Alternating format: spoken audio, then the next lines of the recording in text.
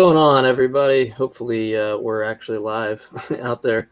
Apologize, we had some issues. We both have storms in our areas, so I'll go ahead and just start off. If for some reason we are kicked off, we will try to get back on. If it's really bad, then we'll just revisit the video tomorrow, I suppose. But it should seem, I think it's better now, so I think we should be good. But I'm going to waste no more time. That way we can get through everything. Cease, did you want to add anything before we throw on and kind of give them a rundown of what we're going to go over real quick? Yeah, so this is actually, ironically, a clip that was sent by one of the Muslims who still refuses to come on and engage us as a way to kind of be like, he said something like, good job, your responses made his video, like as a way to kind of make fun of our feelings about the Kalam and our rebuttal towards the Kalam. And I was like, okay, thanks for the free content. Like, I'm gonna love to have this on the show and actually go over it and see what it is that Craig says. If this video, and I, honestly, I haven't watched it yet for the most part.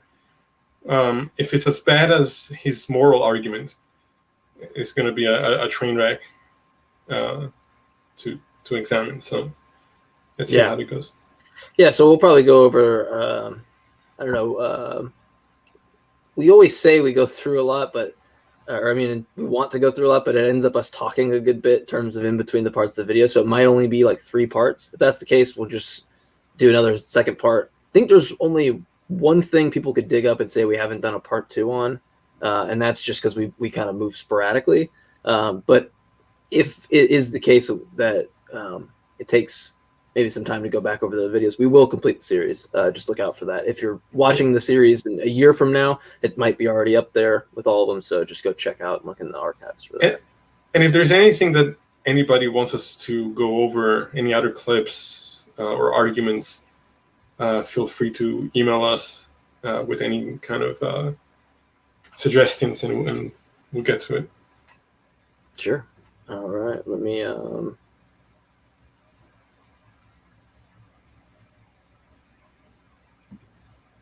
get the video up. All right. William Lane Craig, everyone's favorite apologist. So, yeah, I was going to say, you said you haven't watched them. I've watched this clip and the second one, I believe. I think the third one was the last one I watched on Equivocation. So I guess we'll get through those 3 and maybe we'll... I think I've seen one of them. I've watched one of them and it was just so bad that I then got distracted with something else. But yeah, I really should go over this stuff before we go live. But yeah, we don't really, that's not our style. We kind of just impromptu, like, hey, let's just do this, which is fine. Honestly, I'm getting more to where I want to be in that realm of being more diligent with notes and things, because it's really easy for me to be dyslexic and say things backwards and not realize it until after I had watched it. And like, yeah, if I have notes, I probably will make sure I'm not, I do that a lot with Matthew and Mark, I've noticed, with talking about the Gospels. Like, I'll flip Matthew and Mark so many times. I get my M's confused. But anyway. All right, let's see how this goes.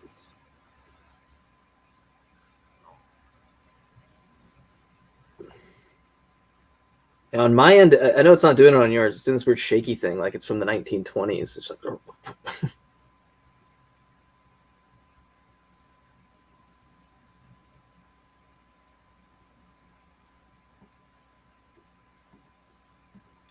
someone asked me a question if I saw someone.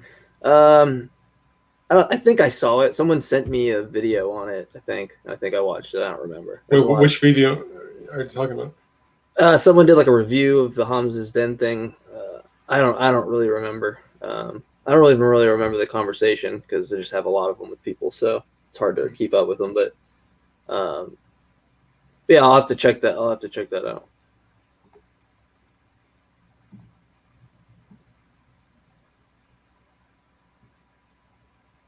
In case you didn't know what the Kalam was. First, we want to consider objections to the form of the argument. So, Objection number 1. Craig says that he believes in God on the basis of the self-authenticating witness of the Holy Spirit in his heart, not on the basis of the Kalam cosmological argument. In fact, he says that even if the argument were refuted, he would still believe in God. This is blatant hypocrisy on Craig's part.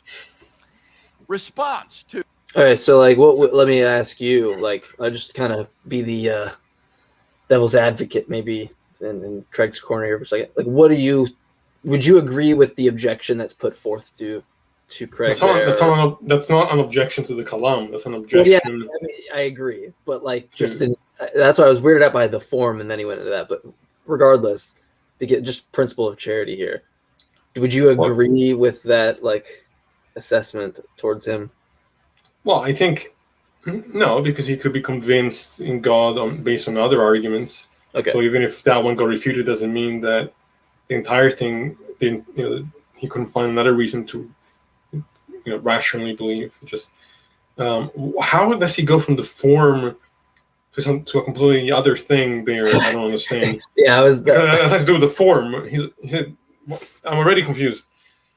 Yeah, it might play itself out, but yeah, no, I agree. That was kind of my first thought too. But I wanted to just at least content-wise see if you agree, if you were on the same ballpark as me. I would.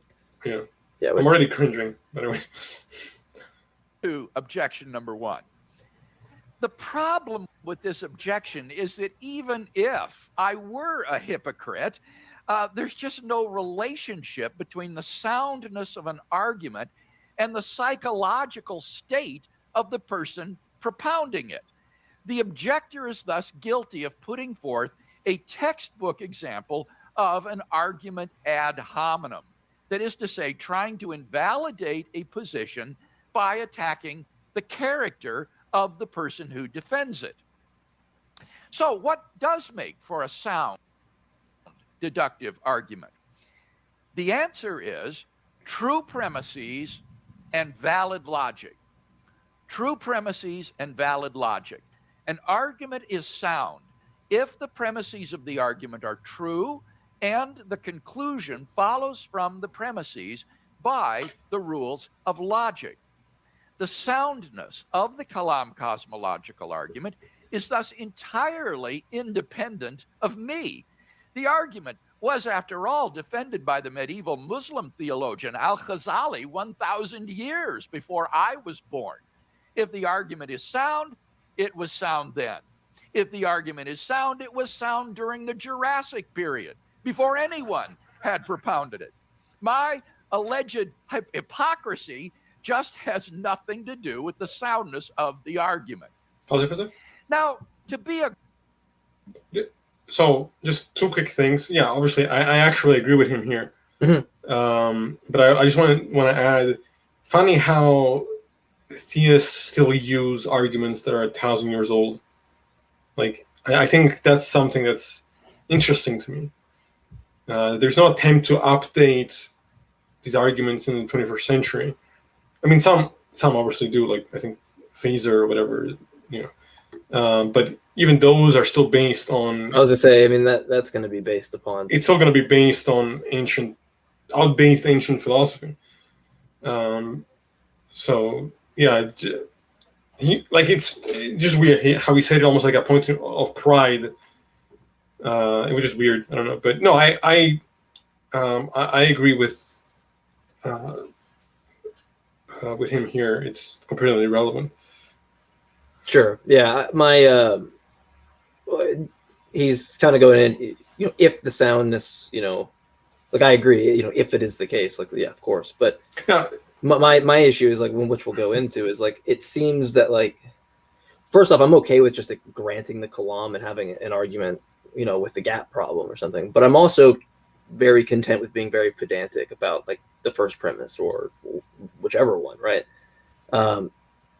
Because to me, it seems like it has methodological utility, but it lacks ontological justification, right? So, like, it has this we obviously have a very intuitive grasp at the first premise that, you know, I grant it seems intuitive. It could be the case, but you know, if it's not a fallacy of composition to like not have all the particulars and then grant that the whole has the same property as the individual particulars for which you don't have, you know, the instantiation of all of them, well, then for me, it's just like an empirical generalization that rests upon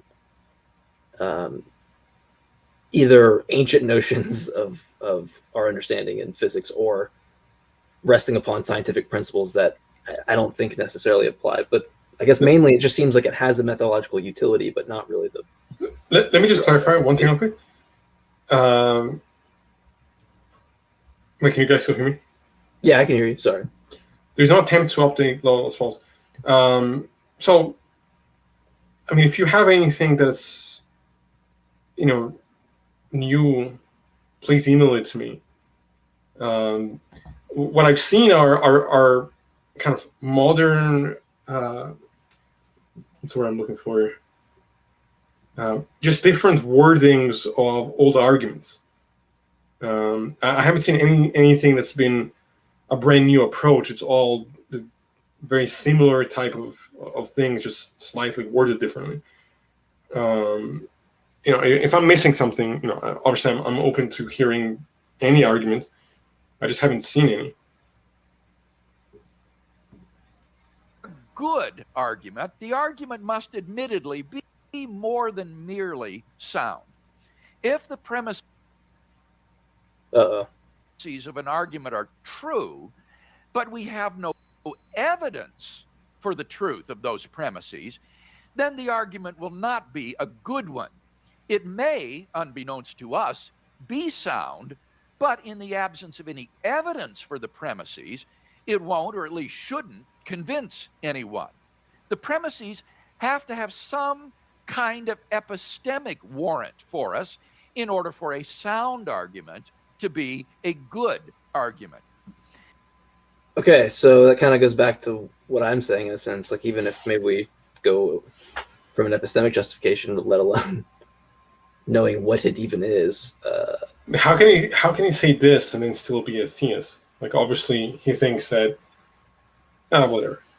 We'll just, yeah. Well, I was gonna say, it's, you know, that for me it goes back to, like, it seems that we're on the same page, if I'm hearing it right, that empirical basis for your premises should really matter, and I would agree, but that's what I don't think is the case for the argument. It seems to be one of methodological utility, but not one of epistemic or ontological justification. Like, it could be the case that I don't see, at least I don't know that I've been presented something that I feel does that for me, at least. But yeah.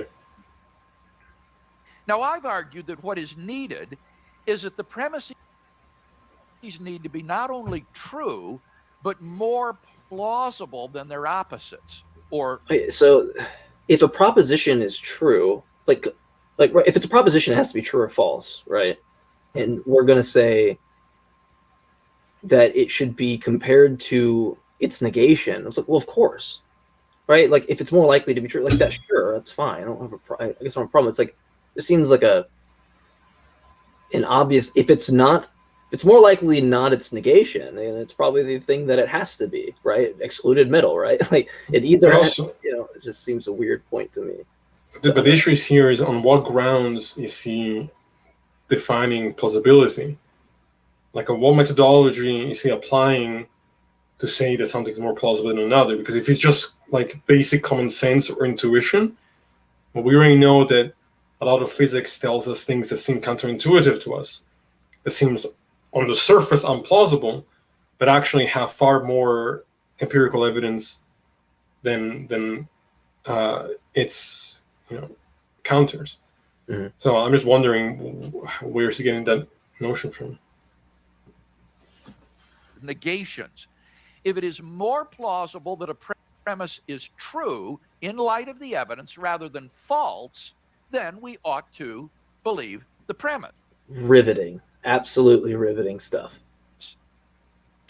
Now, plausibility is, to a certain degree, person relative. Some people may find a premise more plausible than its opposite. while others may not. In that sense, the goodness of an argument is not wholly independent of people's psychological states. In the case of the Kalam cosmological argument, I do in fact find the premises more plausible than their opposites, and therefore I'm convinced that it is a good argument. I just don't regard the argument as the basis for my belief in God. And I've been quite candid about that. My belief in God is a properly basic belief grounded in the inner witness of God's Holy Spirit. And I find it odd that rather than being commended for my candor, I'm accused of hypocrisy. I would ask a question to you and ask, like, given that he has specific metaphysical baggage in regards to whether or not the God's a triune God or has specific properties and these types of things, like, I mean, would you say that it's fair for that to not be applied in some way initially? I mean, like, I agree, that with what you say at the beginning, right? Like, if not this, you can rationalize arguments a different way. It might not make the whole card, stack fall down because of, one thing. But at the same time, it does seem odd that certain arguments get to just do away with certain metaphysical claims. I mean, I would grant, like, this one potentially being one I'm okay with just prima facie accepting isn't that case, but it does seem like we should look at the theory as the entire picture of it. I think this is where, and I try to stay away from this because I think it's more important to look at the arguments independent of who's saying them. I think that's much more important. But it is interesting. The theist psychology is always interesting to me. Because on one hand, he's talking about what makes an argument valid and sound, and what makes an argument a good argument. And then he says he bases his beliefs on these ideas of the Holy Spirit and complete nonsense notions that he has no methodology to show are anything but imaginary. And so it's like it's very strange to hear a person say two things that, at least on the surface, to me seem completely contradictory. It's like, to have a good argument, you should do X, Y, and Z. And then he says, I believe in God because of something that doesn't remotely fit that criteria. Yeah. So it's just, it's weird. All right, we'll finish this one up. I was going to say, this one is probably not the one we have the biggest objections to. I would even say the objection that he is responding to, it we'd probably be, more aligned to agree. That like, clearly if the assessment is my character or my psychological state isn't going to be relative to whether or not the premises are true. It's like, yeah, sure, that's fine, 100%. It's not a problem. Were you saying something? Well, yeah, I just saw a comment. Joshua says, but that's the point. He's not trying to convince anyone else on the basis of his own experience, but he shouldn't believe what he believes on the basis of that kind of experience. Because it's not, if you can't justify it to yourself epistemically, then you're just believing based on what you feel is the case. I'm fine with him attempting to use arguments, obviously. I just find them so far to be completely flawed from what I've seen. But yeah, let's see where he goes with it. I've elsewhere defended the proper basicality of belief in God on the basis of the Spirit's witness, but that's quite unnecessary here.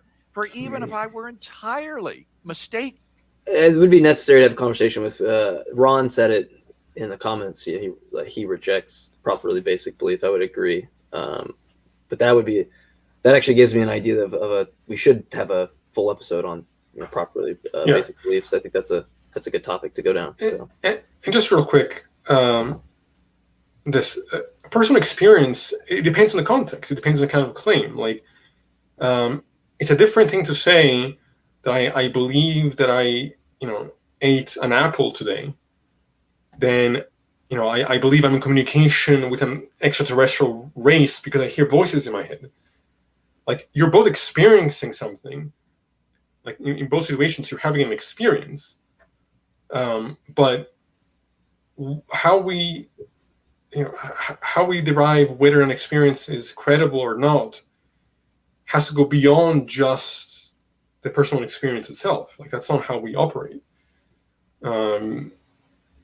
Otherwise, and I mean that perspective is entirely self-defeating because people have entirely different experiences from which they derive entirely different beliefs about reality, beliefs that are contradictory, and yet they're all stemming from one type of experience or another. So that can't be the justification. I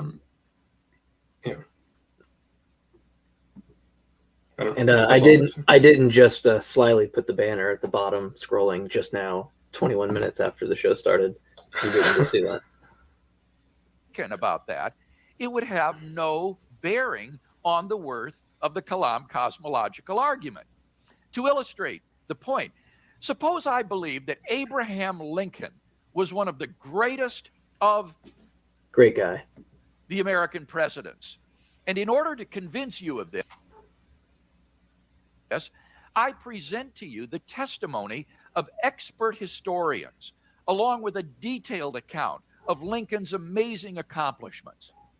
But suppose that the real reason that I think Lincoln was so great is because he had a beard. And I once had a beard and therefore am prejudiced in favor of bearded presidents. Obviously, my personal prejudice would have no bearing whatsoever upon the worth of the evidence for Lincoln's greatness. Similarly, whatever reason I have personally for believing in God, whether it's the witness of the Holy Spirit or the ontological argument or the teleological argument or divine revelation or whatever, that just has no relation to the soundness or the worth of the Kalam cosmological argument. The skeptic may not like my taking belief in God as properly basic, but that's not a criticism of the Kalam cosmological argument. That's at best a rejection of proper basicality of belief in God, which has simply no bearing on the worth of the Kalam argument. So, real quick, refresh my memory on this proper basic belief thing. That's actually I was pulling up a. That way we don't straw man any position here on the show. Yeah, I've definitely heard it before, but I don't actual definition here, not Wikipedia. By the way, the video is still playing. Oh, is it really? Sorry. I usually have things already set up here. You know what? Fuck it. I'll just use Wikipedia's thing and have a graphic on the screen. Create a banner. Okay. Anyway, if anybody has questions, feel free to ask in the comment section. It's the wrong one. All right, let's share. I'll share screen. That's what I meant to do. So we'll stop this.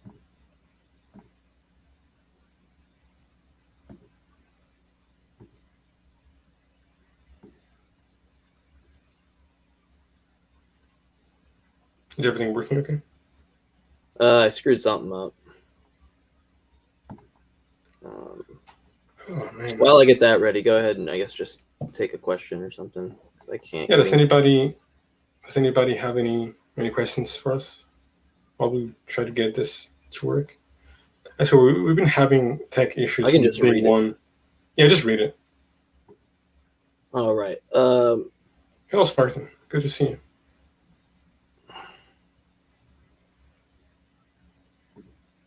Apparently I can't even pull it up. Here we go. Yeah, just read it. No. This is what I wanted to do because we're using Dr. Craig, so we are going to use non-straw man material here. Sounds good to me. I just struggle at getting this to work. Here we go. Share audio. Because I have this ready up. Properly basic. You hear it? Mm-hmm. Cool. Philosophers call beliefs like this properly basic beliefs. They aren't based on other beliefs. Rather, they're part of the foundation of a person's system of beliefs. Other properly basic beliefs would include belief in the existence of the external world, the reality of the past, the presence of other minds besides your own. When you think about it, none of those beliefs can be proved. How can you prove, for example, that the world was not created 5 minutes ago with built-in appearances of age, memory traces in our brains from events that we never experienced, food in our stomachs from the dinners we never really ate? How can you prove that you're not a brain in a vat or a body lying in the matrix wired up with electrodes and tubes by some mad scientist who makes you believe that you're here in this arena listening to this lecture? How can you prove that that person sitting next to you really has a mind rather than being a soulless android who just exhibits the external behavior of someone with an interior life? None of these things can really be proved. These are just properly basic beliefs which we have. Now, in saying that these beliefs are basic, that does not mean that they are arbitrary. Rather, they are grounded in the sense that they're formed in the context of having certain experiences of the world. How easy would that be, though, for, as a moral realist or someone, for you to just ground, it's just axiomatic in the fact of this, you could just state, well, my phenomenological experience is a properly basic, or I have this properly basic. It feels like you could just use that to argue really anything from my perspective, but also it's the thing that people that complain about solipsism never understand is that a mere epistemic technicality doesn't make an argument. Like, just because I can't be certain that I'm not a brain in a vat, it's not a reason to believe I'm a brain in a vat. That's the first issue. And secondly, I don't know how he compares belief in God with belief that the external world exists. Like, even if we were to accept this idea of a properly basic belief, which I don't know, I don't think I do, but how is he stating that belief in God is on the same level of belief in the external world? It just doesn't make any sense to me how you can make that statement. Like, again, he's denying the fact that these are different types of claims and different types of experiences. I don't know. Sure. I'll finish that out real quick. The experiential context of seeing and hearing and feeling certain things, I naturally form the belief that there is an external world of objects which I'm sensing. So my basic beliefs are not arbitrary. They're grounded in experience. There might not be any way to prove such beliefs, but it's perfectly rational. So essentially, they're just not even justified in any way. It's like a non-dogmastic justification, right? It's like, well, I don't really. But it's a ridiculous comparison because, okay, maybe I can't be certain that everything isn't the Matrix, but so I can't know the ontology behind the experience, but I can talk about the stable. Like, my experience of the stable right now is not the same thing as my experience of a God, and it's not for him either. Like, he might want to claim that it is, but it's just being dishonest. Mm-hmm.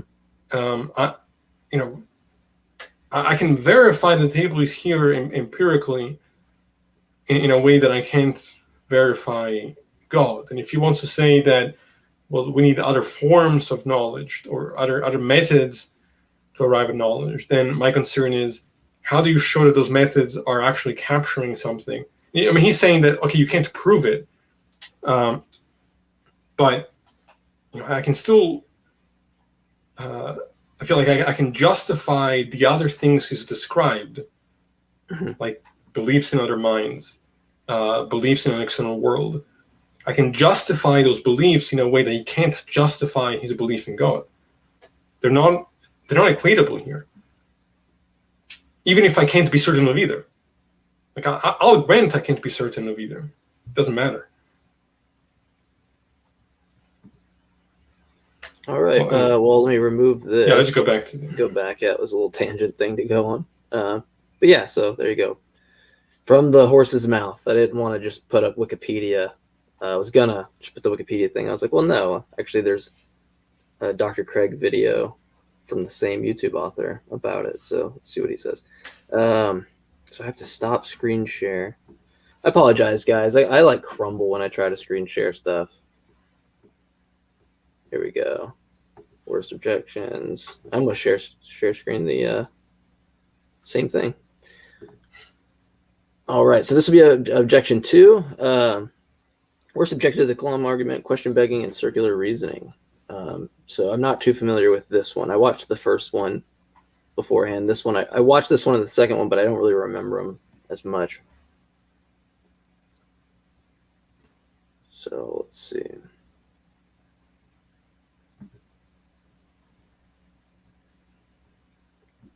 So is it okay?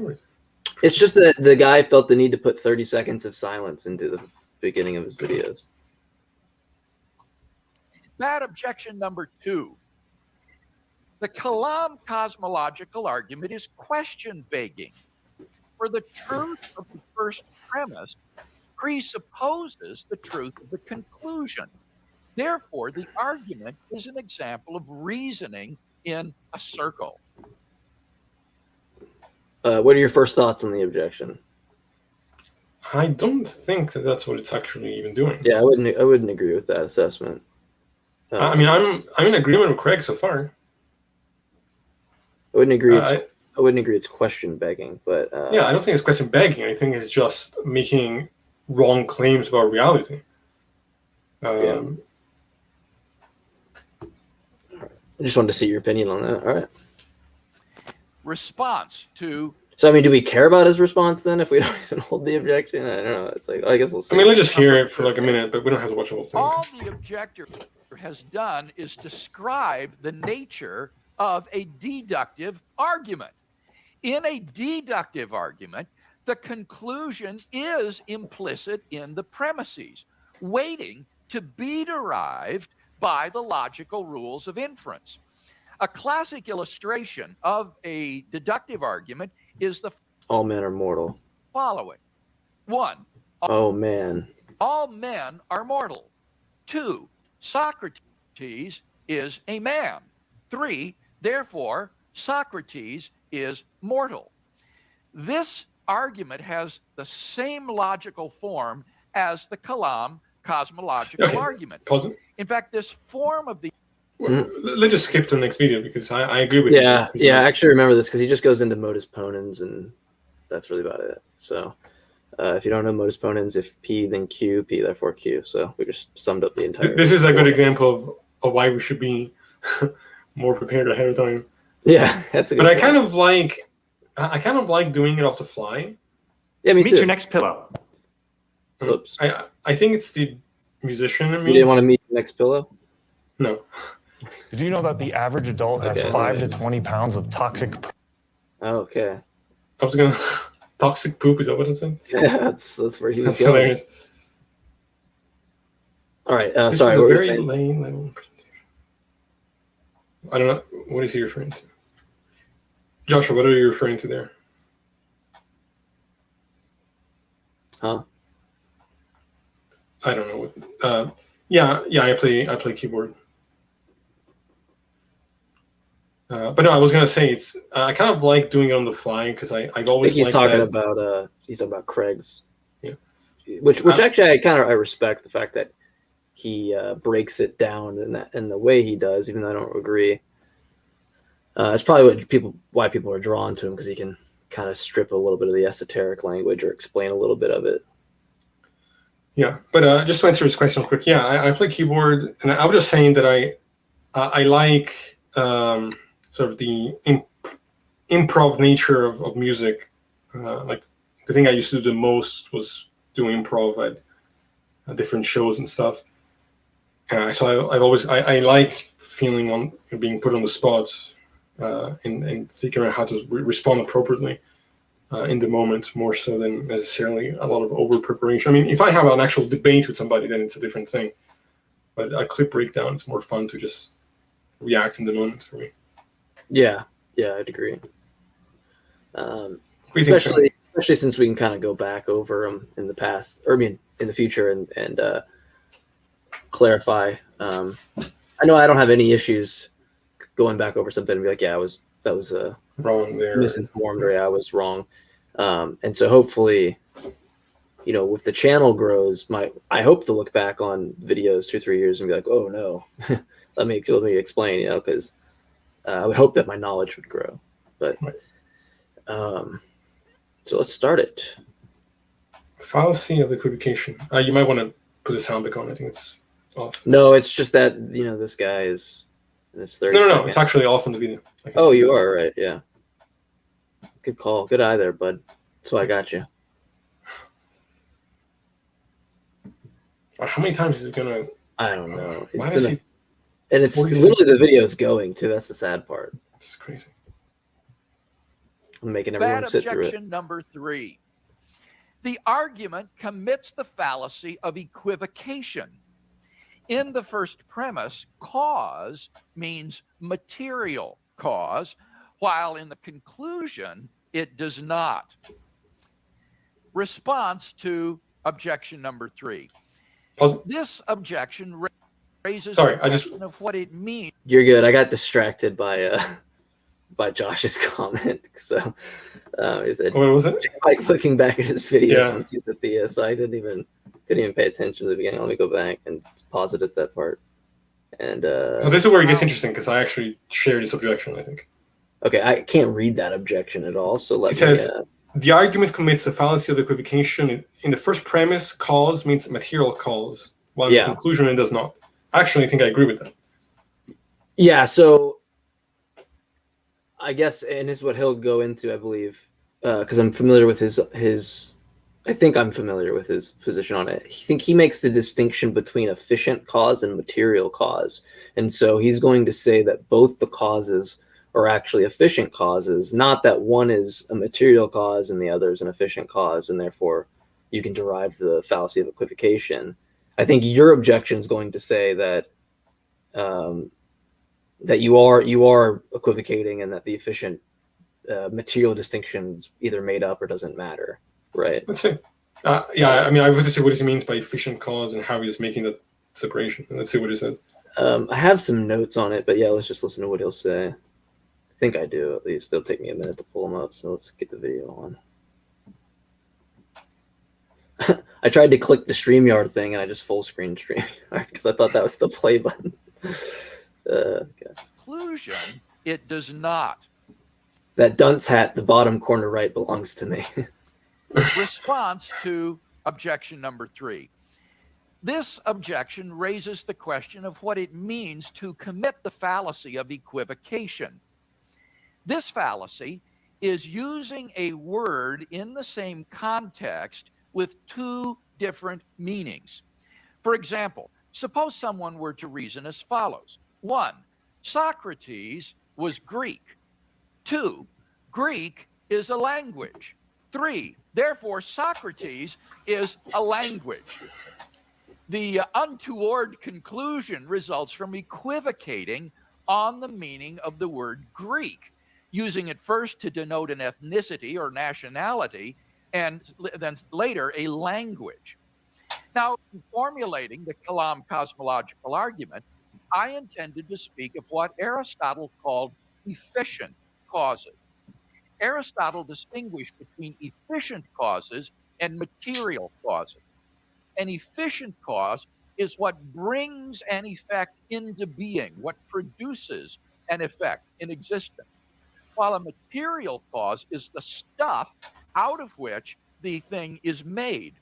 So, for example, Michelangelo was the efficient cause of the statue David, and the material cause of David was the block of marble that Michelangelo sculpted. Right. So, as you correctly predicted, this idea of efficient causes seems like to be complete bullshit. I was gonna say, so it's probably something you just reject in that sense. But yeah, Aristotle goes into 4 different types of causes too. I think it's formal and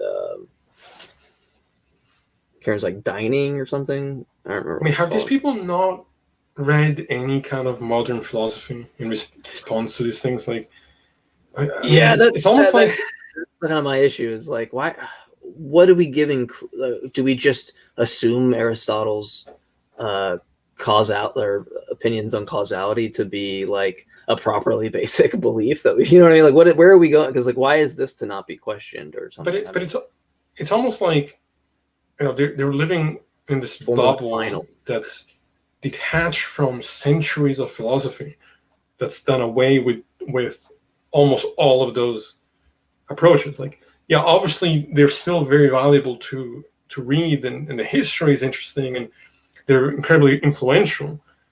But if you're still holding on to the arguments, you know, it's beyond me. His causality is terrible. It's not I've looked back on the videos we've had with David on causality in physics. Yeah, I was going to say, it just kind of goes back to your notions of modern cause and effect versus kind of this ancient assessment of it. Modern physics, and again, I don't say this with pleasure because I think there are real issues, philosophical issues that arise with some of what seem to be the facts that modern physics present to us.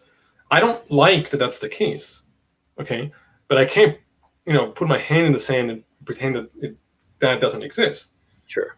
You know, these notions of causality are very much under attack in modern physics, even in a context where causality is still very important. Like, we talk about things in terms of cause and effect, but it's these things, as was said in the previous episodes, seem to be emergent rather than fundamental aspects of reality. What exactly that ends up meaning, I think, is... I didn't mean to throw you off. The material cause... Okay, I don't know what was going on there. Sorry, I was not trying to distract you. I was just trying to... The primary source of the change or rest. Again, we don't hold to those views in 2021 of causality, which is why it's always funny to me when people think that, like, you know, Thomist arguments are like have proven the existence of God, because from my understanding, they're entirely based on notions of causality and notions of potential that I think are entirely... Well, there's also a lot of work to be done in sustaining causes, right? Like, seems that I think the whole existential inertia thing is kind of what puts that to bed, or puts that to sleep. I mean, it's, especially if you look at like Phaser's arguments on it, which I don't want to go into a tangent on it, but it's like, I can't remember the specific wording, which is important. So I admit that's important for us, but it's something like, in order for something to be actualized, its potential must be actualized by something else. But it seems that, like, you could have a situation where the potential of something, like I think Oppie uses the potential of a red chair to be red, you know, is going to require some, you know, like, there's still the potential for it to remain red, and nothing actually actualized upon it to get you to that, right? So it seems like you could break down the premises or how they're worded. I know we're going off on a tangent, not really related, but it seems that you can find these issues with your assessment of causal series, or someone who loves philosophy and does philosophy, I'm concerned that a lot of that stuff is word games at best. I have to look more into it. You know, I don't want to judge it. You know, from what I've seen so far, I find it to be completely unconvincing. I just want to respond to one thing real quick. Many philosophers do, physicists don't, because their notions of causality are often one-dimensional or unaware of the philosophical literature on it. Again, as someone who my whole life has been reading philosophy, I don't think you can sit in a chair and get at the root of reality just through philosophy. If you're not paying attention to the science or where the science is going, and it may be true that many physicists are philosophically ignorant, but what they're finding is not that it's one-dimensional. What they're finding is that these notions of causality, again, I will look back to the previous videos with the physicists that we've had on. Well, let me interject there real quick, because I know, you know, this isn't something that you'd maybe bring up but I would bring it up for you to say is that, I mean, I think that notion's wrong to say that they are unaware of philosophical literature. I'm sure a lot are, but look at your brother, for example, right? He's astrophysicist, right? What was your dad? A philosopher, right? Or and what are you, right? So clearly your brother's aware of concepts in that sense. I think other people are as well. I don't know how far your conversation with Krauss went on that. Not very far, but I mean, I would say. But it seems that like I agree to some extent to what Josh is saying, but I don't think it's like fair to say that one wouldn't apply those. I don't know. That seems weird to me. As someone that myself likes philosophy, and if I go down the route of biology and I'm successful in that, like I'm going to really take seriously philosophical principles that people bring me approach to me with. I agree with him. There are physicists who have never opened a philosophy book, but again, to what he just said, to say it's emergence to disregard the thick definitions of causality, but there's a reasons why those views of causality are being disregarded. It's based on the evidence in the experiments and it's the conclusions that seem to arise once we look at reality on the deepest level that we've been able to so far. Yeah. Again, I don't say that happily because I really struggle with this idea. And I will just add that even if we were to grant causality the way he wants to, I don't think his conclusion is actually supported regardless. As far as his belief in God, but so even in a universe that is cause and effect based, I think the theist still has all his work ahead of him to justify that position. But let's keep going. Let's see what else he says. Yeah, sure. Taking quite a break there. My claim was that whatever begins to exist has an efficient cause. And therefore, the universe, having begun to exist, must have an efficient cause. The charge of equivocation immediately evaporates. These first three objections to the Kalam cosmological argument, while not very scintillating, are among the very worst. Yeah, so you would just probably disagree that it only evaporates if there's an actual distinction. Like what exactly. Is actually a real thing, which I take issue with. So if you reject that what he's just stated as a fact it actually exists in the first place, then nothing evaporates. You're left with you're just applying the terminology incorrectly. It seems that you at that point, you just have an out to say like make up a word and say, well, it's under the pretense of blah blah blah. And so because I'm using this word in reference to blah blah blah in both cases, it's not a fallacy of equivocation. It's like, well, but under what basis do I have to accept blah blah blah blah to be even a thing that concerns causality in any way? And just real quick, just for this, no, it's not that it's the physicists think of causality. It's usually a very strict definition of causality. They're looking at all views of causality. In fact, it's not that they're applying a strict notion of it. They're looking at the common sense notions that we can talk about. They're looking at all kinds of perspectives and seeing that ultimately they fall short of that. There's something that we're not approaching that way. Again, I would take a look at those prior episodes with David, the physicist, because I think we have one that really does a good job at breaking that down. But yeah, let's keep going. Yeah, I just wanted to say, idealists are not allowed here, so it's like a no girls allowed club. But I definitely want to, just for future reference, I definitely want to have that episode on idealism soon. We've been talking about that for a while now, and then things came up. But I definitely want to engage in that conversation as soon as possible because I think it's important. Which one? I'm sorry, I blanked out right when you said that. On idealism, I really want to have the conversation as soon as possible.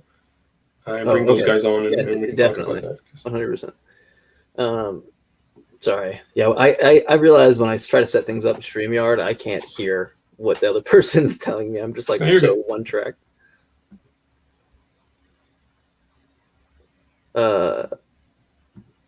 Objections. Without challenging the truth of any of its premises. Does it look like mashed potatoes to you, or is that just my screen? It looks a little. It's like someone smeared Vaseline all over Dr. Craig's face. They attack what is a logically impeccable argument. Okay, so the problem stops if you just appeal to another thing at which you haven't justified being another variant. He doesn't. Causation. He hasn't actually defended why this other type of cause is actually something that I should accept at all. I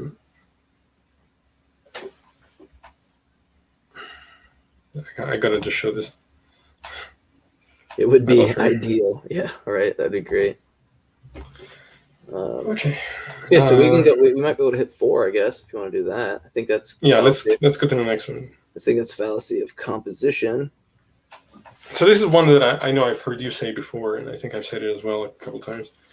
Yeah, so I've had a lot of arguments with people on it. There's a lot, I've heard people are like, "This is a common objection that's like thrown out right away." And I'm like, well, no.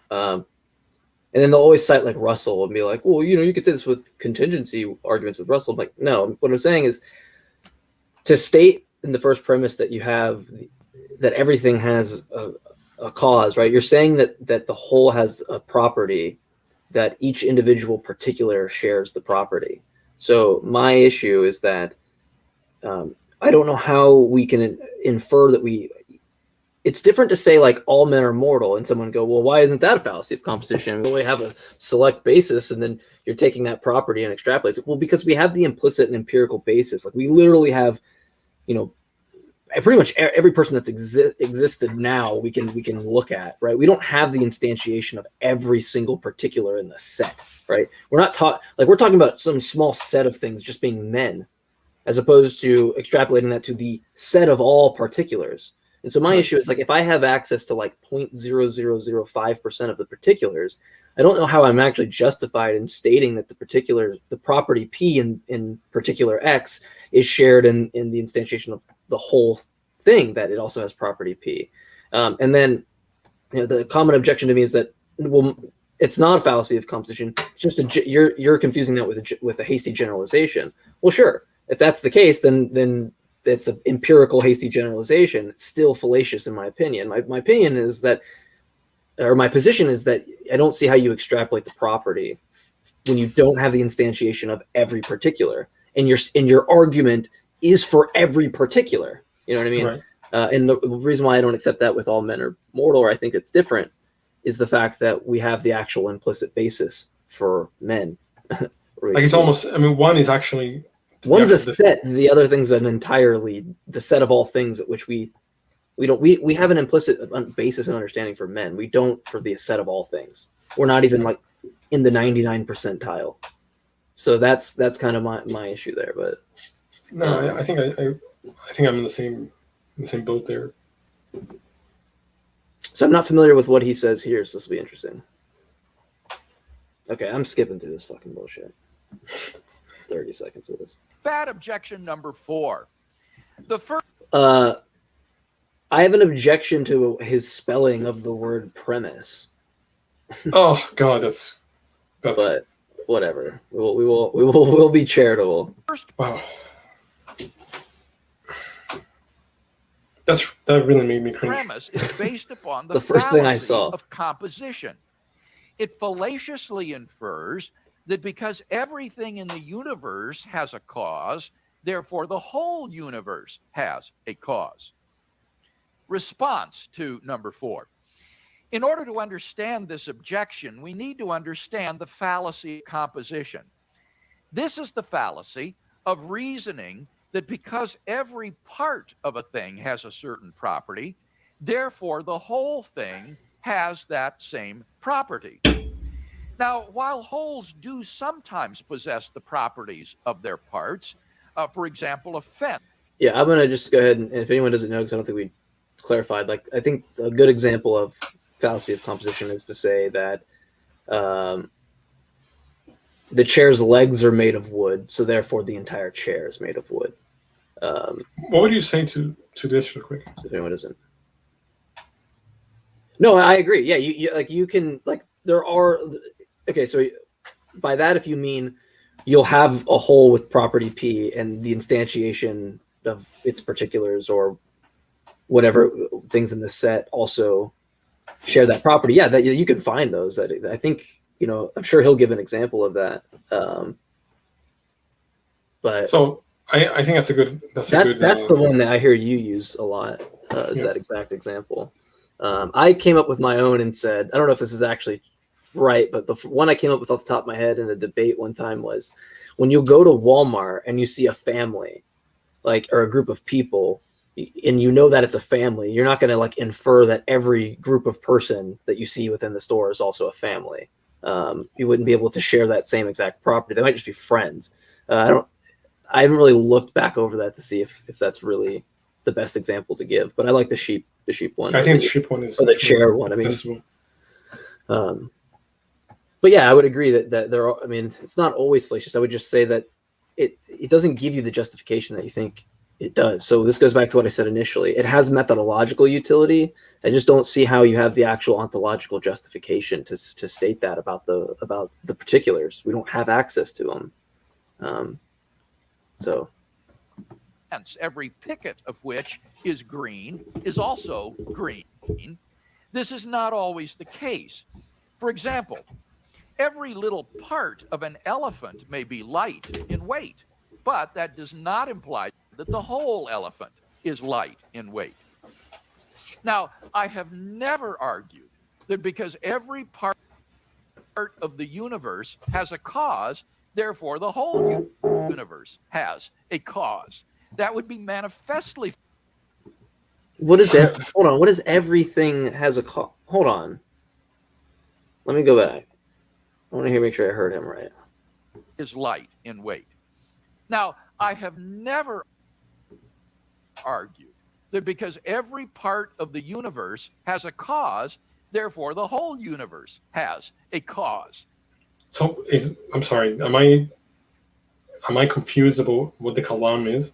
Yeah, so that's kind of where my brain's at. Someone help me out here. If the first premise is everything that begins to exist has a cause, everything is talking about every particular in the set, right?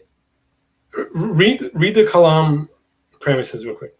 Okay. Or I can do it if you want. I have it up on. Okay, read it. I think. Everything that begins to exist has a cause. The universe began to exist. The universe has a cause. So how is that not what he just said he's never argued for? This feels like if you're saying everything, all P's began to exist, right? And therefore Q follows. And you're saying the same property follows with the whole of it. That sounds exactly like what you're doing, but let me hear him out. That would be manifestly fallacious. I'm glad you agree. The reasons I've offered for thinking that everything that begins to exist has a cause are these. Number one, something cannot come from nothing. Hold on. What? It strikes me to beg the question right away. Hold on. Why everything that begins to exist has a cause? Because things can't not have no cause. What? Is that not begging? Does it sound to feel like a? Hold on. Is that not begging the question, or am I just skipping over the top of this? If your argument for why everything has a cause is to just say it's the opposite, that it can't not have a cause. That's essentially what you're saying, right? Something that cannot come from nothing. You're saying that it can't not have a cause. And those propositions would be the same proposition, would it not? This is starting to feel like a bad Twilight Zone episode for me. I'm like... Someone in the comments, please fill me in here how that's not begging the question.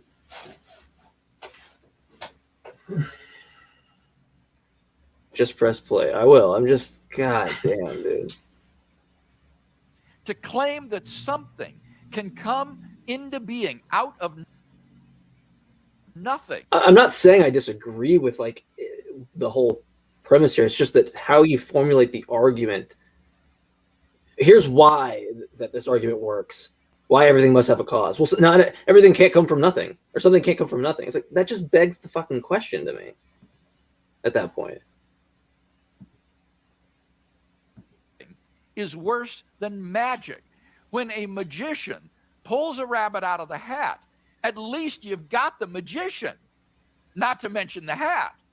But if you deny premise one, you've got to think that the whole universe just appeared at some. What even? Sure. Well, first off, what even is nothing? Can you? I mean, like, can we define that? Can we have a? How do you have a coherent premise if we struggle to even define what nothing is? I don't think. And that's the thing. I think it's a term that doesn't actually refer to anything.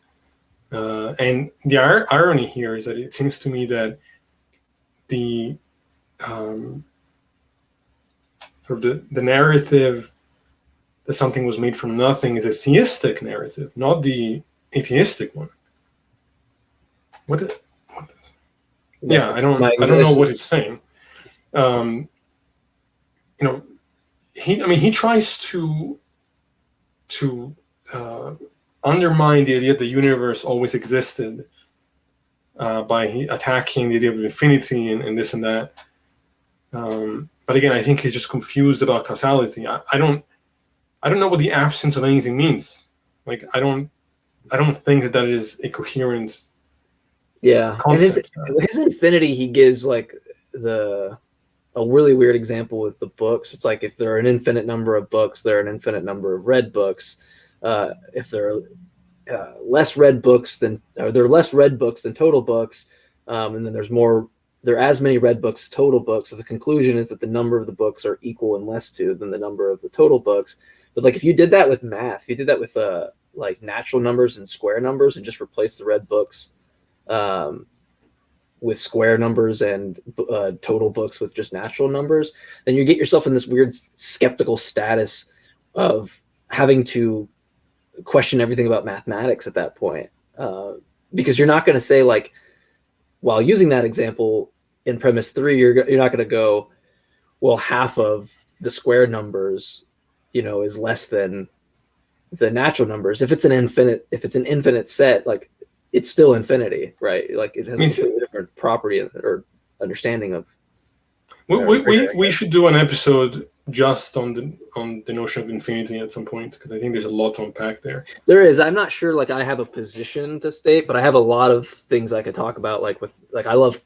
Like Hawkins has a position about like when the further that we go back in time, the universe gets more and more compressed, and so it becomes more dense, and then the speed slows down basically to a point where you're never going to actually get to t equals 0. I was meant to ask your brother about that, but I guess we'll ask him next time. Yeah, do that next time, because it's not something I necessarily share, but I like kind of hearing those alternatives to it. I mean, this idea that something can't come from nothing, again, I don't know what nothing means. And also, if anything, it seems to be a problem for his worldview.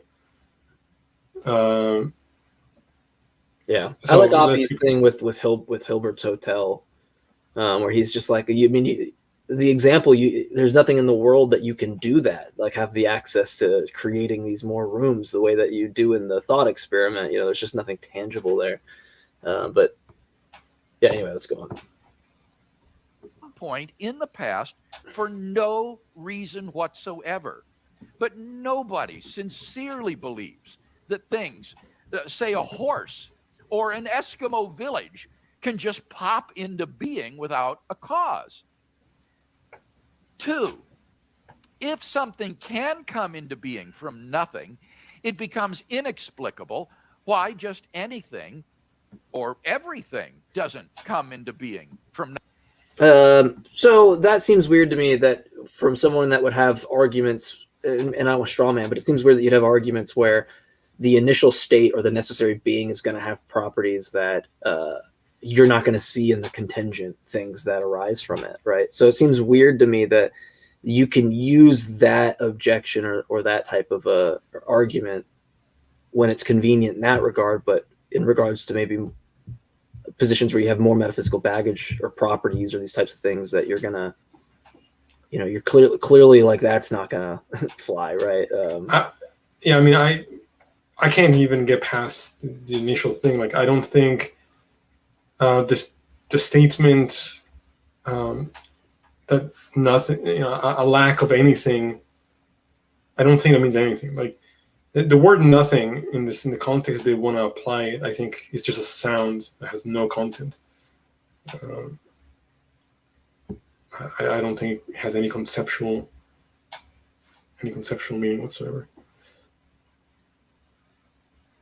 For some reason, I can't get it to play. Experiencing interruptions? Nothing. Think about it. Why don't bicycles and Beethoven and root beer come into being out of nothing? Why is it I want some root beer now. only universes that can pop into being from nothing? What makes nothingness so discriminatory? There can't be anything about nothingness that favors universes, for nothingness doesn't have any properties, nor can anything constrain nothingness, since there isn't anything to be constrained. Number 3, I don't know what that common means. experience and scientific evidence confirm the truth of premise 1. Premise 1 is constantly... But if anything, physics seems to show that there are certain particles that they're coming into existence seem to be unexplained. There's some, and we had my brother on. He talked about that a little bit. I don't understand what that means conceptually. I struggle with these notions, but so if anything, he's wrong about the science, but he's just throwing words that have no content. I don't think it makes any sense to talk about nothingness. I don't think it's a concept that has any content whatsoever. All right. verified and never falsified. It's hard to understand how any atheist committed to modern... By the way, I want to say I'm glad that people are engaging in the comments, but when people do engage, sometimes it'll be hard to know if you're responding to things we say or someone else they say. So if you do want us to respond to something, just I know Josh has done it to @axioms. Just put @axioms if you want to specifically address something we say, and we'll try to address that. That way we know who you're talking to. Science could deny that premise 1 is more plausibly true than false in light of the evidence. Now, note well that the third reason is an appeal to inductive reasoning, not reasoning by composition. It's drawing an inductive inference about all the members of a class of things. Okay, so that's the issue. It's making an inductive assessment of all the particulars based on having a data set of the particulars that is minuscule, like just absolutely tiny. I mean, sure, I understand that it's intuitive, and I more or less might be able to just grant things and move on for the sake of a better argument, or to get to the gap problem. But if I'm really going to be pedantic about it and really look at it, I don't know how you can be so confident off of assessing the property off of something that's so small in a set and extrapolating it to something that's so astronomically bigger than the set you're using to infer the whole off of. So real quick, I know this is kind of a joke, but I think it's actually important, an interesting point. You seem to be very engaged in speaking meaningfully about something to contrary meaning. I think to actually make like a real point there, I think it's important to show the ways in which we create I don't even know what problems. That means. He's saying, it's kind of funny that we're engaging with something that we think, he's not actually really saying anything, like William and Craig here. But I think it's important. Oh, I see. I was just reading that weird. Okay. And this is, I think, again, what Wittgenstein talks about when he's referring to language and language games. I think where I love philosophy the most is in the context in which it actually doesn't contribute, but to these word games, but actually sheds light on the way in which we have all these notions and we say all these things that are virtually meaningless, and we create all these problems, and to kind of strip away those that kind of baggage. So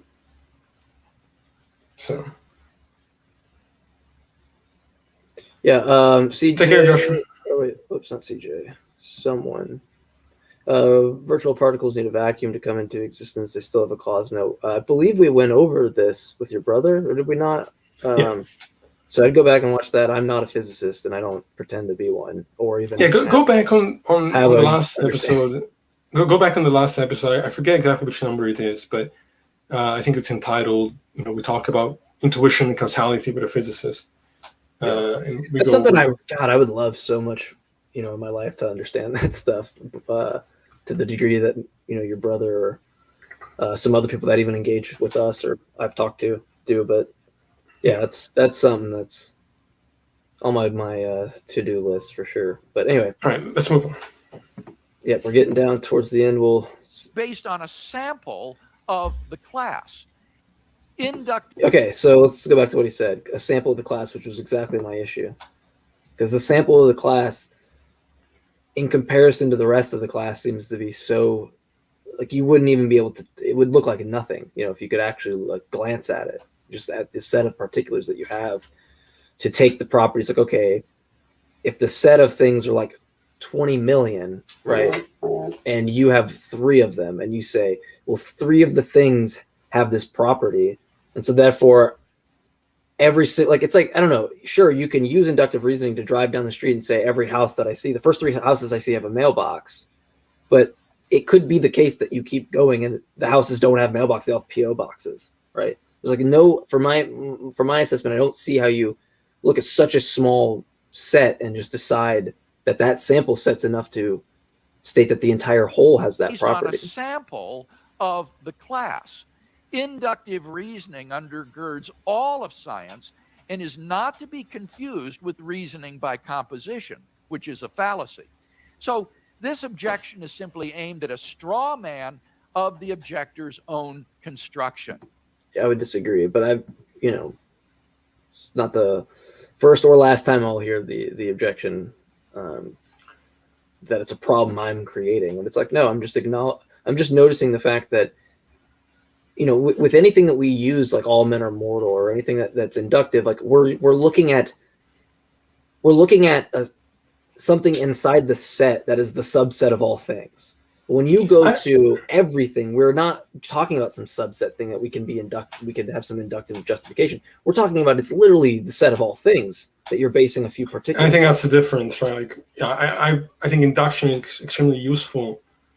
And that's even necessary for us to navigate reality.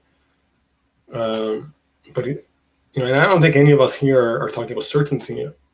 So I don't think it's an issue on that level. But he wants to move beyond just sets, and he wants to talk about the totality.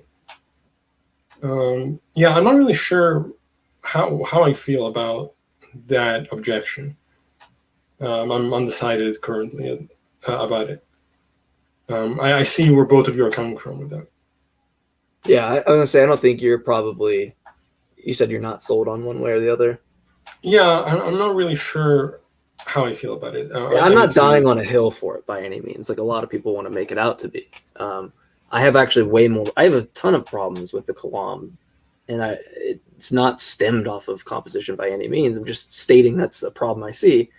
And even if someone was like, I had this conversation with some of the Muslims in Justin's or Khalil on his chat, and they were like, well, I think you're just confusing hasty generalization. I'm like, well, like even if that was the case, which I don't think it is, then fine. If it got to that point, I mean, I'm still just going to say I don't accept the premise because it's fallacious for this reason. But I don't think it's necessarily that. I do think it's something at which you're implying the property of the whole based off of a small sample set of the particulars.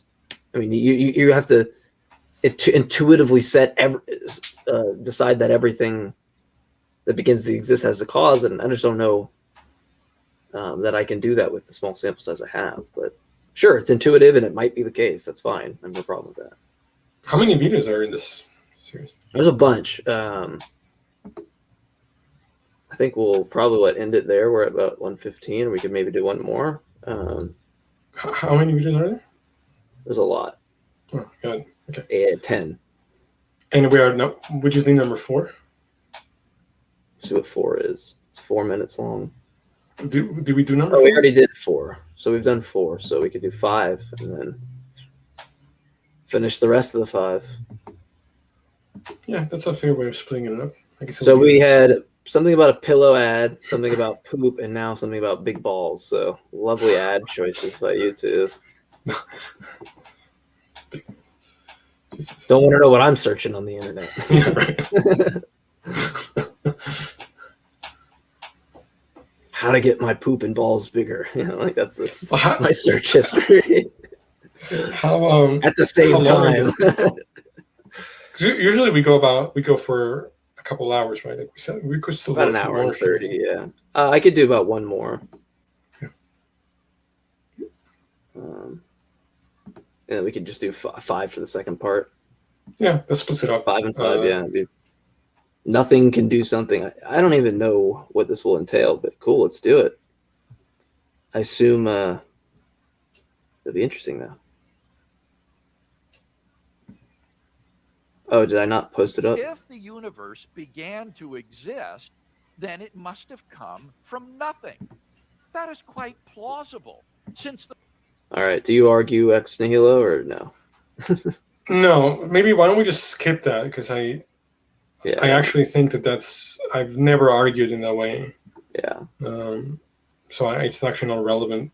Yeah, I refuse to have some TikTok clip of someone going, "You do argue ex nihilo. Here's you doing it right here." I'm still waiting. I'm still waiting for my objection on this series that I was told would be there. So let's see. Well, he's got nothing ever begins to exist, which I could see being more interesting.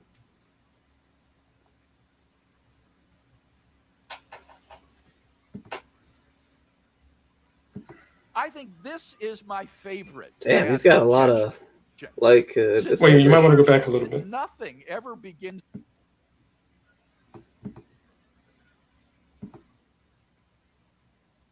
The second premise, that the universe began to exist. Objection number 6. Nothing ever begins to exist. For the material of which a thing exists precedes it. So it is not true that the universe began to exist. Response to number 6. I think this is my favorite bad objection, since the assertion that nothing ever begins to exist is so patently ridiculous. Did I exist before I was conceived?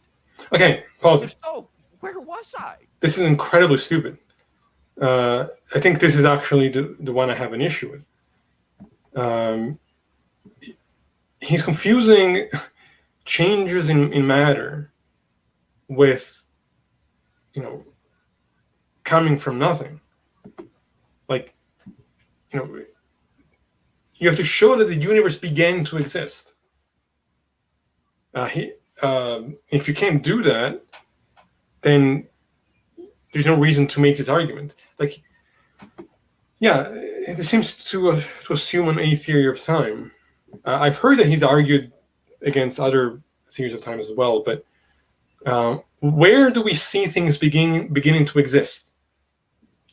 The fact that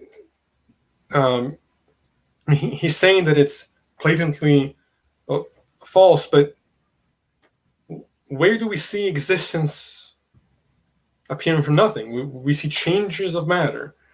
We see different configurations of what already exists there. We don't see things coming into existence from thin air. I don't understand what his issue is here. And why doesn't he apply these things to God? Like, whatever. Just keep playing. What was I doing during the Jurassic period? Has the World Trade Center always existed? If so, why didn't the Native American Indians notice it?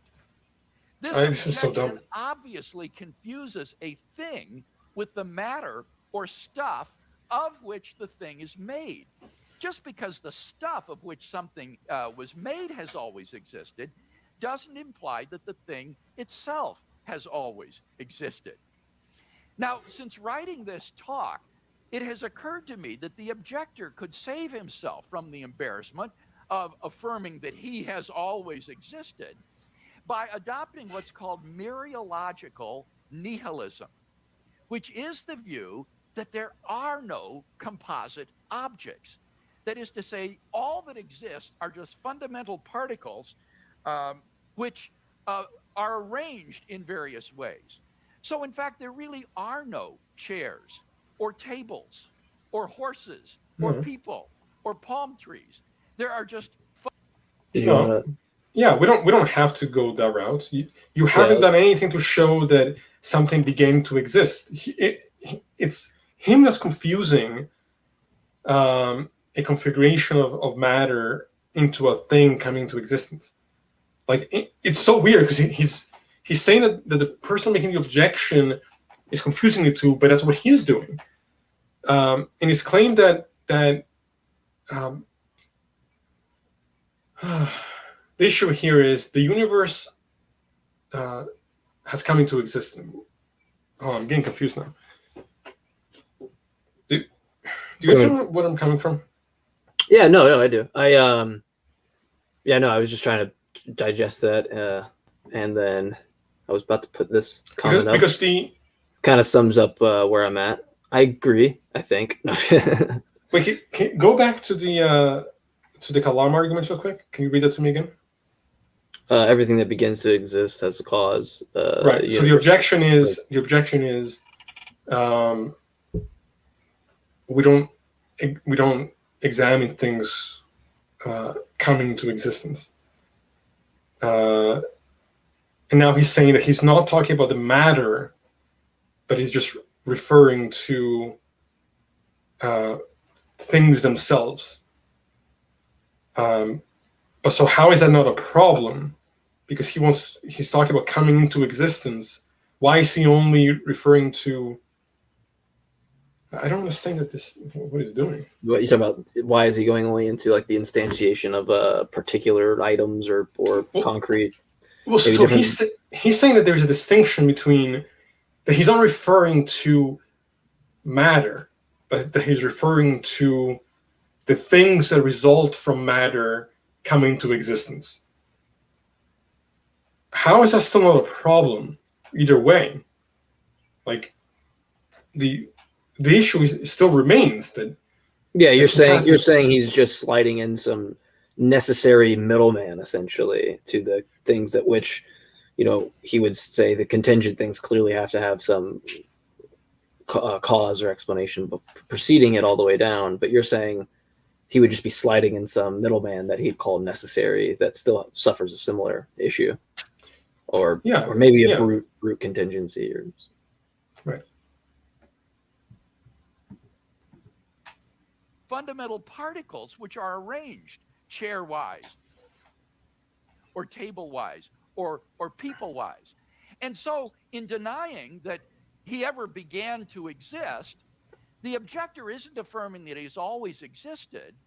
Rather, what he's denying is that he ever does exist. So in this case, the cure is really worse than the disease, because now instead of saying he has always existed, what the objector has to say is that he doesn't exist.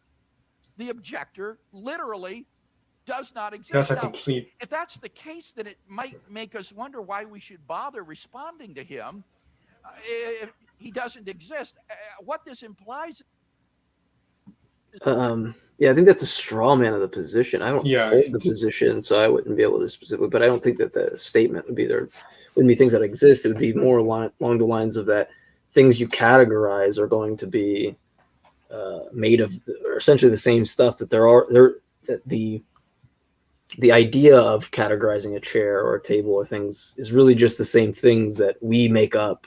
The same way maybe someone would say as an anti-realist for metaethics and say, oh, it's just morality doesn't actually exist. It's just something we categorize states of being or behaviors.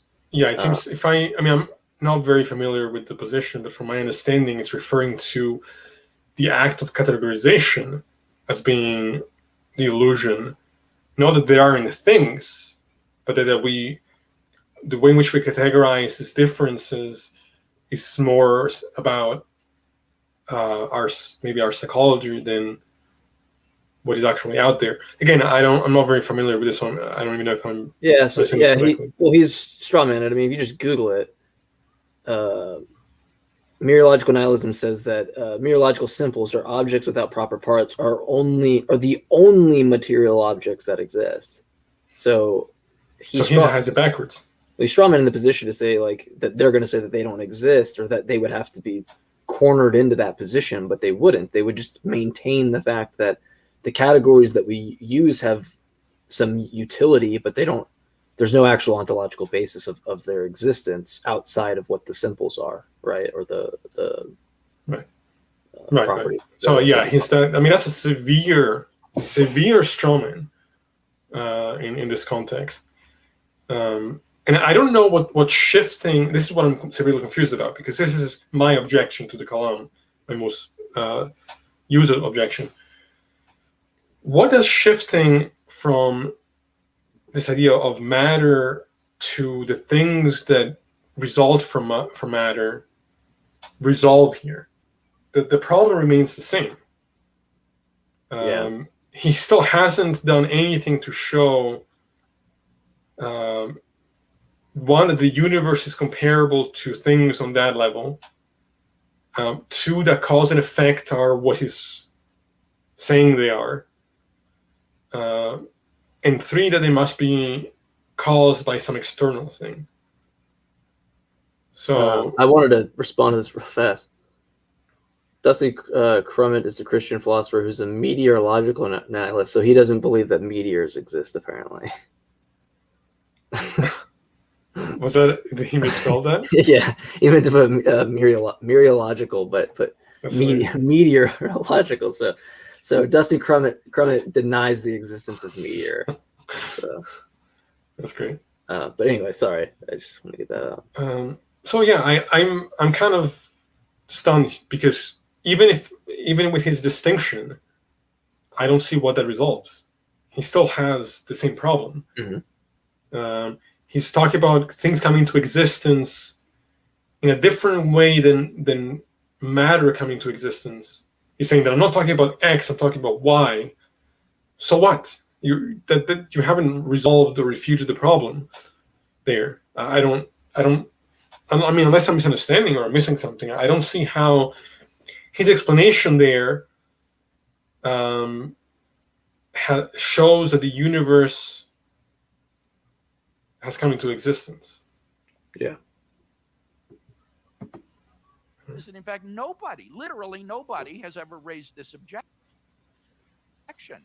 because there aren't any people. But this is surely absurd.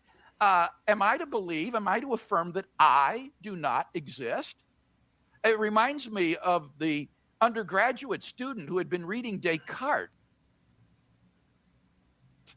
and burst into his professor's office early one morning, bleary-eyed and unshaven. Obviously, he had been up all night. He was very distraught, and he said, "Professor, tell me, do I exist?" And the professor looked at him and said, "Who wants to know?" The idea that one does not exist is surely metaphysically nobody's absurd. Saying that. So he's having debates in his own mind, because nobody's actually saying this. In fact, the only people that I ever heard say something that stupid are theists who think that without God we fall into what was the thing? I'm trying to remember this conversation I had where someone said that without God we can't make sense of reality, and therefore we can't make sense of the cogito. That to even make sense of the I think, therefore I am, we need God as a foundation, which is completely moronic. But the only people who I've ever heard make that kind of argument are theists, not atheists, or whatever. Yeah. Well, Craig's, I think, confusing ontological nihilism with mereological nihilism, because ontological nihilism states that there is nothing at all. Whereas mereological nihilism is going to just simply state that all that exists are the simples in regards to the material object. So like you could be a physicalist, right, and just believe that all there are these physical simples or whatever, and that the categories are just secondary, but that's not the same position as someone that's taking an ontological nihilist perspective. But here's my issue. If he's not addressing matter coming to existence, but he's addressing things, then how is he then claiming that the universe needs a cause? Because if the universe is just matter, and this doesn't, and what he's saying doesn't apply to matter, then matter could have always existed. Now that he goes into the, I know he goes into the whole infinity thing, which I think he gets wrong, but that's probably best left for another time. Sure.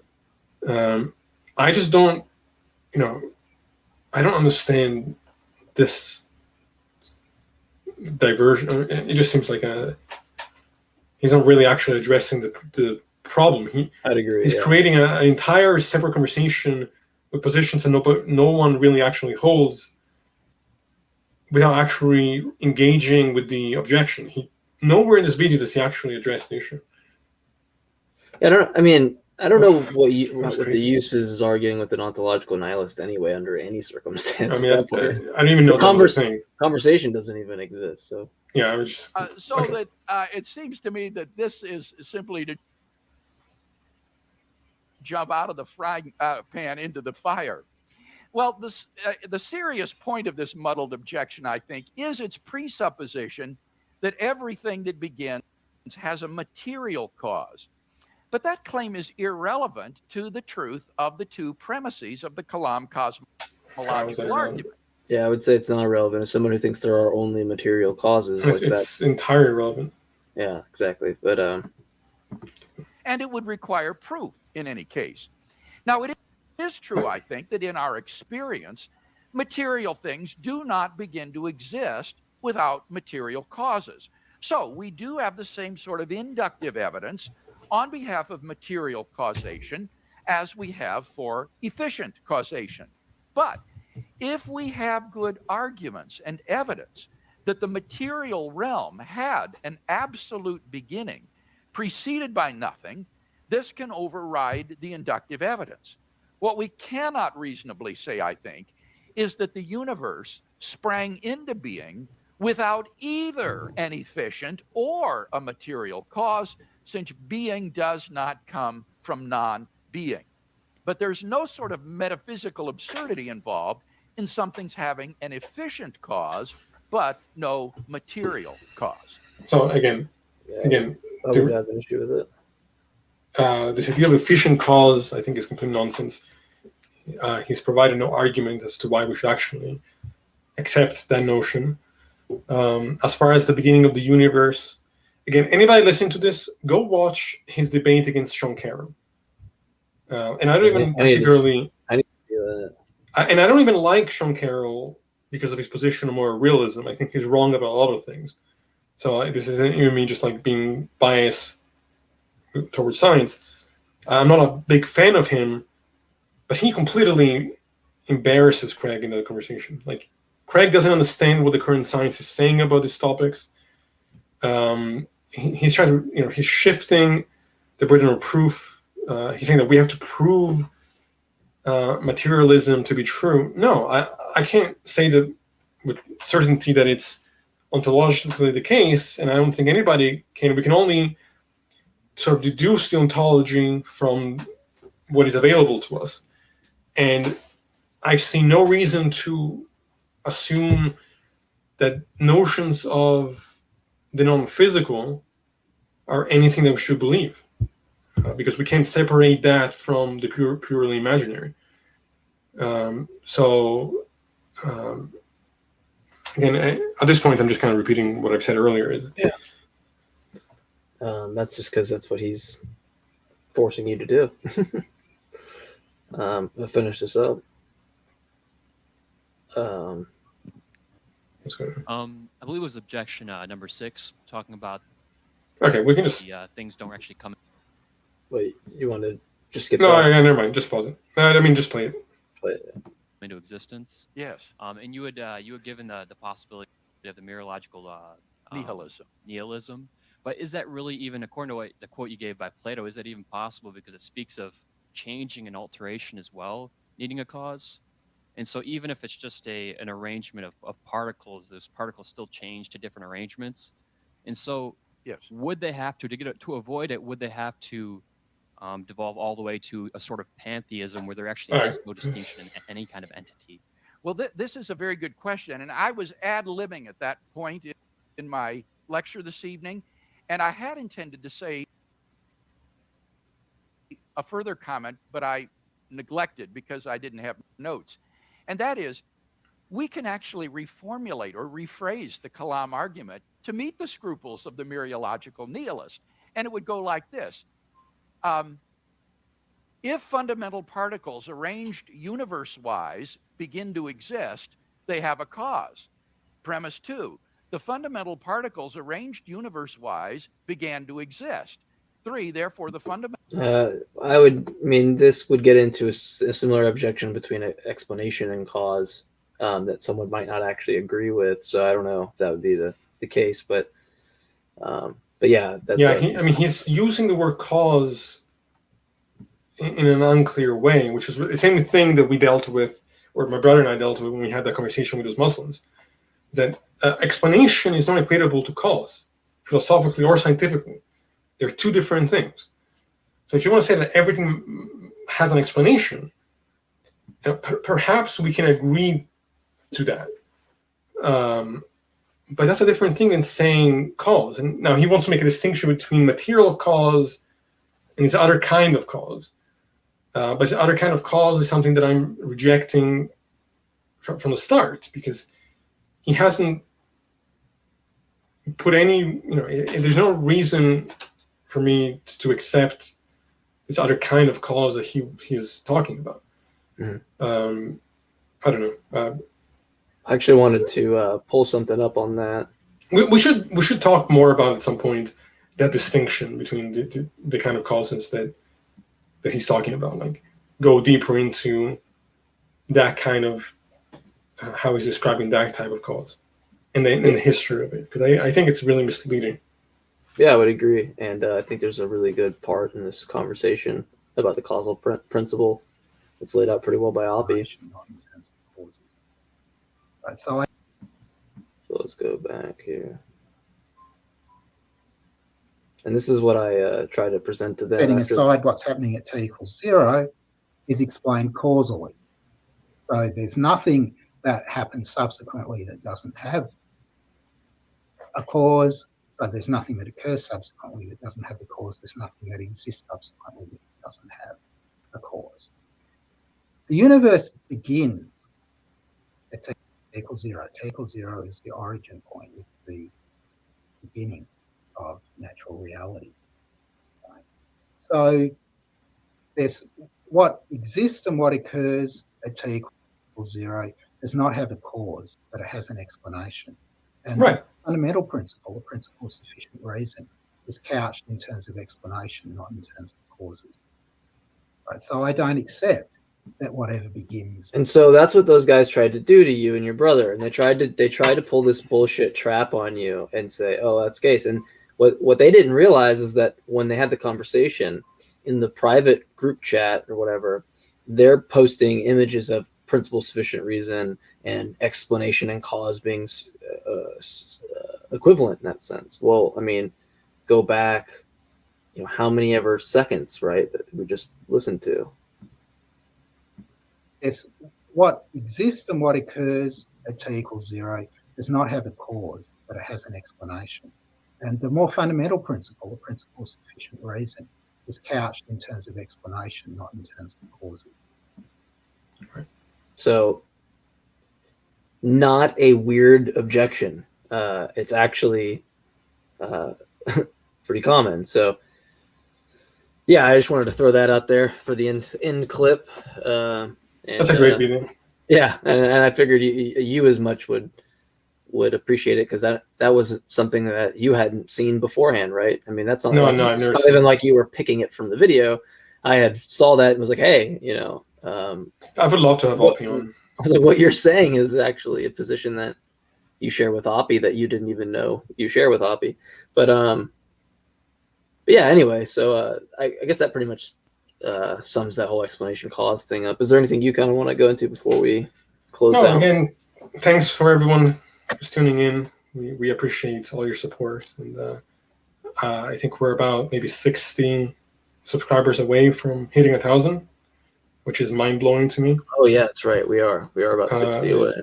That's crazy. So again, thanks for everyone that's coming in, and I hope that everyone's enjoying the content. And we'll probably do a part 2 to this at some point soon. But yeah, that's all really. I'm just thinking back at how ironic that conversation that we had was, because they were just trying to, pull that bait and switch there to try to make it seem like, we had agreed to this, the validity of their argument. It's like, no, this is why what you're saying actually doesn't follow, and you're misusing terms and you're switching between terms, which again just shows a level of yeah, that's where I was gonna go. That's what I had said to them specifically, and in a private message to somebody that sent it to them to let them know that's how I felt. And I was like, "This is nothing I wouldn't say. I'm saying it now live on the show. I don't care." Okay, yeah, I don't know. I can't tell if it's some form of intellectual dishonesty. It's just that they. I think it's ask more yourself gotcha is what they want. I think is what it is. I'll try to get them the benefit of the doubt and just say that they just don't really understand these topics that well. Like I said, I've put this challenge a bunch of times now, and I'm not going to keep doing it, but if anybody wants to discuss these things, you have our email, and you can always reach out. So scrolls down at the bottom every episode, so if you can't find it, you probably don't want to come on the show if you're having a difficult time finding the email. It scrolls at the bottom of the video for 2 hours on every episode. But anyway, we love you guys. Thank you, everybody. Kat, Witter, CJ, everybody that Wes, everybody that comes in here and supports. We really appreciate it. And Danny, thank you as well. We saw Tangelo, Spartan, so we had some theists. Josh, someone. Those are all theists. So yeah, we all appreciate you, even though we might be on a different side of the aisle. We all appreciate everybody. So thank you guys very much.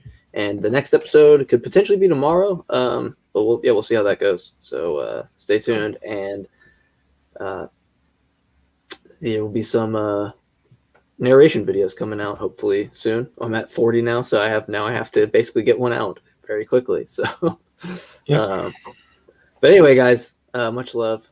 Peace out. Take care.